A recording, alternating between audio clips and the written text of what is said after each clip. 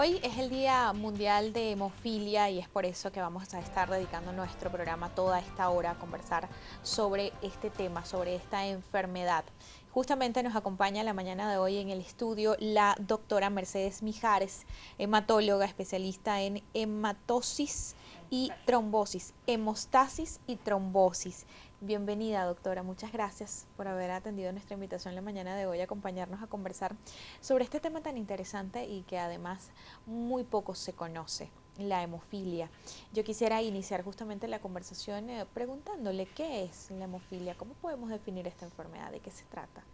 Bueno, la hemofilia es un desorden, una condición hemorrágica que se produce por déficit de factores de coagulación.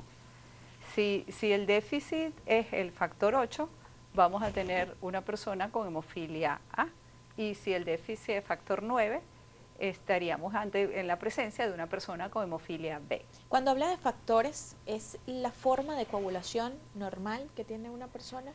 Hablamos de, factores hay una serie de factores, de proteínas que actúan en el proceso de coagulación, que se le conoce como cascada, porque un factor va activando al otro. Y entonces cuando hay déficit de un factor, el proceso de coagulación no va a ser normal y entonces el paciente puede tener eventos de sangrado porque no se produce el coágulo normal. ¿Y qué causa la hemofilia? ¿Cuáles son esas causas principales de esta enfermedad? Lo que vamos a tener en la persona con hemofilia, sangrados, y generalmente sangrados a la mayoría a nivel de las articulaciones, sobre todo de rodillas, de codos, de tobillos, y también podemos tener sangrados a nivel musculares, y por supuesto pueden sangrar en otro lado, pero la mayoría sangran a nivel articular. ¿Es hereditario? Sí, es una condición que está ligada al sexo, al cromosoma sexual X. Por eso se dice que la transmiten las mujeres, pero la padecen los hombres, porque la mujer va a tener una condición de ser portadora de la condición, pero ella no tiene por qué sangrar, aunque hay algunas portadoras sangradoras, pero en cambio en el hombre hay un solo cromosoma X, y entonces en él va a tener un nivel de factor más bajo que el que pueda tener la mujer, porque en la mujer el X que no tiene la alteración compensa el déficit de factor. Es decir, que es más común en hombres, o digamos es más llamativa, ¿será? En hombres. Sí, la clínica es predominantemente en hombres, como te mencionaba. Hay mujeres que pueden ser sangradoras, pero en ellas generalmente se manifiesta a nivel, la mayoría es a nivel de trastornos a nivel de la menstruación. ¿Y cuáles son esas primeras síntomas, en el caso pues de los hombres, esas primeras señales que llevan a ese paciente a ir a consulta por una sospecha de hemofilia? Bueno, ahí habría que hablar de la clasificación de la hemofilia de acuerdo al nivel del factor en sangre, porque se clasifica en leve, moderada y severa. Cuando es menos de 1% de factor, la condición de hemofilia va a ser grave. Cuando es entre 1 y hasta 5% es moderada, y cuando es más de 5% es leve. Entonces hay personas que podrían no tener ninguna manifestación, o la mayoría cuando son hemofilias severas ya se comienza a presentar. Generalmente las madres lo notan cuando el bebé comienza a gatear, cuando entonces empieza a tener hematomas. Que son llamativos, y ahí ella puede consultar si ella no es portadora, porque a veces la mamá no sabe que es portadora, a veces lo sabe, a veces no lo sabe. Si ella lo sabe, podría estar como más pendiente de cuál va a ser la clínica de sangrado de su bebé.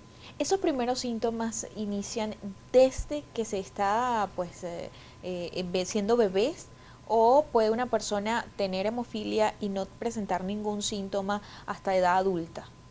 Bueno, si son hemofilias severas y moderadas, puede ser, o la mayoría es desde el nacimiento, desde la edad del lactante, pues. Y después entonces sigue podríamos estar en pacientes con hemofilias leves que a veces no tienen ninguna clínica de hemorragia, y entonces cuando van a hacerse un procedimiento quirúrgico les hacen la prueba de coagulación para ver si el proceso de coagulación está normal, que es el tiempo parcial de tromboplastina, el que se le conoce como PTT, y entonces esa prueba va a estar prolongada, y ese paciente se debería de estudiar antes de que vaya al proceso quirúrgico. ¿Y esa prueba se hace cada vez que vamos a someternos a alguna intervención quirúrgica? ¿Se debe hacer? Debe hacerse, incluso para extracciones dentarias, para exodoncias, para cualquier procedimiento invasivo, pues, debería de hacerse esa prueba. ¿Cuáles esas consecuencias de la hemofilia? Digamos las consecuencias más graves de no detectarse a tiempo, de no cumplir un tratamiento para pues cuidarse de la hemofilia o tratar la hemofilia, mejor dicho. Yo diría que la consecuencia más grave es si no es tratada adecuadamente, porque entonces el paciente va a tener sangrados recurrentes a nivel de las articulaciones, y entonces al final puede terminar con una discapacidad motora e incluso atrofia muscular, y eso es lo que se conoce como la artropatía hemofílica. Esos sangrados que usted habla, doctora, ¿son moretones que se pueden ver, o hay en efecto, si hay una herida, es un sangrado abundante? ¿Cómo lo podemos, digamos, graficar para que la gente pueda entender? Por supuesto, si una persona con hemofilia tiene un traumatismo, una herida, ella va a sangrar más que una persona que no tenga la condición de hemofilia. Pero en el caso de los sangrados recurrentes que están a nivel de las articulaciones, son sangrados dentro de la articulación, que van destruyendo toda la articulación, destruyen la membrana sinovial, destruyen el cartílago, y el paciente termina con la articulación destruida. ¿Son lesiones que van progresivamente? Sí, porque si no se trata, son hemorragias recurrentes que se van produciendo dentro de la articulación, y entonces si no son tratadas, esa sangre que está ahí acumulada en la articulación destruye, o sea, va a destruir la articulación. Nos preocupa muchísimo si nosotros nos vemos a lo mejor alguna lesión, algún morado, digamos, sin alguna razón aparente, a uno le llama la atención.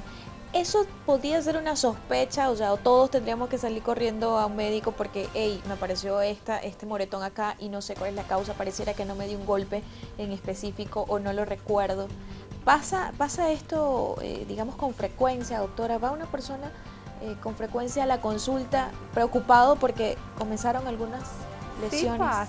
Sí pasa, y sí, ¿por qué no? Que sangro, que son, como llama uno, sangrados, hematomas ante pequeños traumas. O sea, que no es, o sea, o no me di ningún trauma, no tuve ningún golpe. Es extraño que fue un golpecito y tengo tremendo hematoma. Ajá. Sí, esos pacientes sí van a la consulta y se deben estudiar. No siempre son procesos estamos en presencia con hemofilia, porque a veces hay los trastornos de lo que se llama la hemostasia primaria, donde la primera fase del proceso de coagulación, que es donde actúan las plaquetas, y ahí podemos tener, si es un paciente que tiene plaquetas bajas, que no está funcionando bien las plaquetas, podemos también tener otros causas, o si no, otros déficits de factores de coagulación que no serían los causantes de la hemofilia. Vamos a hacer una pausa, ya regresamos con más de la entrevista del día de hoy dedicado a la hemofilia. A la pausa y volvemos. Sugerencias para quienes viven con un trastorno de la coagulación. Consultar periódicamente a un médico o especialista en hemofilia. Las personas con trastornos de la coagulación deberían registrarse en un centro de tratamiento especializado en el diagnóstico y tratamiento de trastornos de la coagulación, ya que es ahí donde podrían recibir las mejores normas de atención e información. Atender las hemorragias rápidamente. Cuando una hemorragia se atiende rápidamente, hay menos dolor y menos daño a articulaciones, músculos y órganos.